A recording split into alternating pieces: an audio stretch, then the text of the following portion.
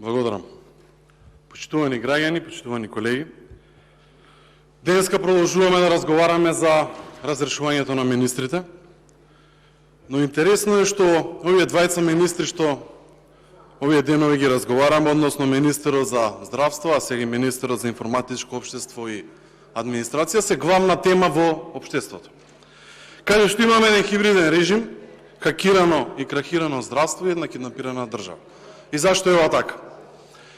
Две главни теми моментално има во Република Македонија. Тоа е во здравството, каде што имаме хакиран фонд за здравство и нови дојави за бомби во училиштата. Но зашто овие две теми се поврзани со Министерството за информатичка технологија? Бидејќи милиони евра се даваат годишно за овие системи да функционираат. Ние денеска треба да разговараме зашто се разрешува министерот за информатичко општество. Никој не му го знае ни името, ни презимето. Може би некој од партијата на власт. Никој не знае што мерки има спроведено овој човек и дали има мерки, но најважно е зашто се разрешува. Што е причината? Дали е причината поради овие хакерски напади врз институции или не? Дали е само партиска смена на адресовите? Најверојатно да. Но кога ќе отворите програмата на владата и кога ќе разгледате што се најбитните, најсуштински работи што оваа институција како министерство треба да ги спроведува, верували или не, се работи интегрирана информатичка мрежа под број 1 и второ е безбедност на базите на податоци. Како ги погодија во срж двете теми, ниту има интегрирана мрежа, ниту пак имаат безбедност на базите. Моментално се тргува со сите бази во Република Македонија. Барем така слушаме, а знаете ли што е најинтересно? Што премиерот не дава изјава за ова, владата ја не дава изјава за ова, ниту пак се знае докаде е одговорноста на овој ваков чин. Новинарите не може да добијат изјави од директорите во Фондот за здравство. Ви текнува дека пред неколку години дури има Министерство за транспарентност.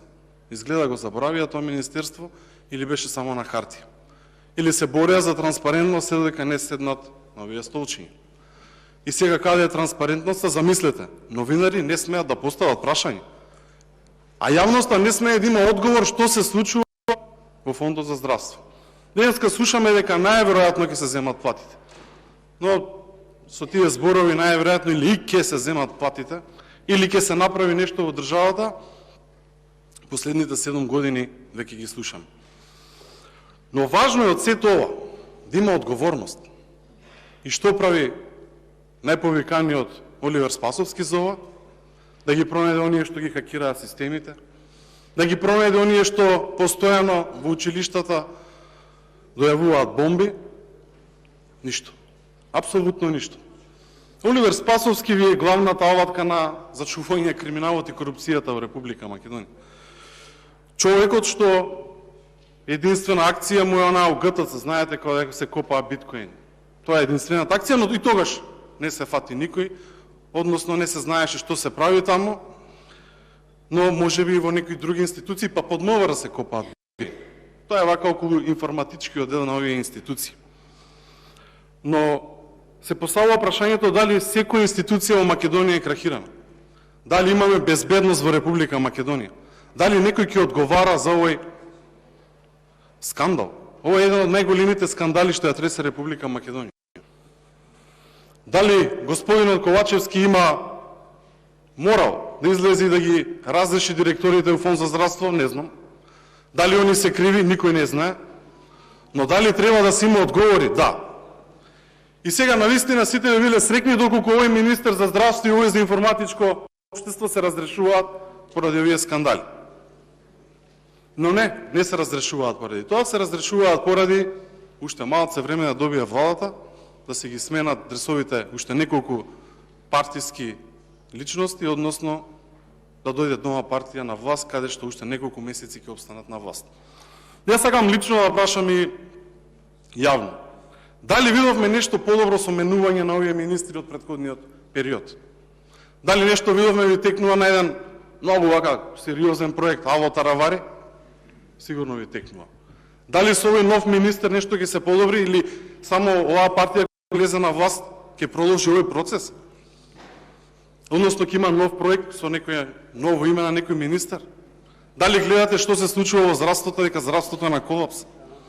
Дали гледате дека нема ниту еден проект во Министерството за информатичко општество и администрација? Има само премногу луѓе вработени во администрацијата. И најчесто тоа доаѓаат од партиите на власт. Да нема дигитализација во Македонија? Не. А тоа беше едно од најважните ветувања на оваа власт. Дали алтернатива ќе го спроведе тоа? Не верувам. Дали Алијанса ќе го спроведе тоа? Не верувам. Дали тоа е едно од најважните ветувања што ги дава оваа влада? Да. И дали тој проект е навистина значаен? Апсолутно. Но дали оваа власт планира да работи нешто? И дали би спроведела некој проект? Тоа е клучното прашање во Република Македонија. Но знаете, од дигитализација имаме само дигитални учебници. Знаете, ние учебници што мора да ги направат дигитални за да не се учи историјата. Ние имаме хибридни дигитални исто така и патишта, бидејќи никој не ги видел, а вела дека имаат околу 3500 нови километри на автопат. Но имаме хакирана банка каде што никој не има одговорност преземена. Имаме, верували или не, во Македонија банка каде што е хакирана, односно Евростандард банката каде што никој не понесе одговорност, ограбена. Единствена држава во Македонија што има таков случај, односно во регионот што има таков случај и нема одговорност. Тој позади ова за одговорноста Оливер Спасовски и владата на Ковачевски. Но што е важно за МВР? Важно е за МВР да има прогон, да има уцени, да има закани. Истото тоа го прави и последно време премиерот Ковачевски. Затоа ве замолувам да нема закани кон пратеници. Премиере, тоа последниве неколку недели ви се вака остри зборови кон пратеници, тоа се случувало изминативе периоди. Да прекинете, бидејќи тоа навистина е мизерно и очено. Благодарам.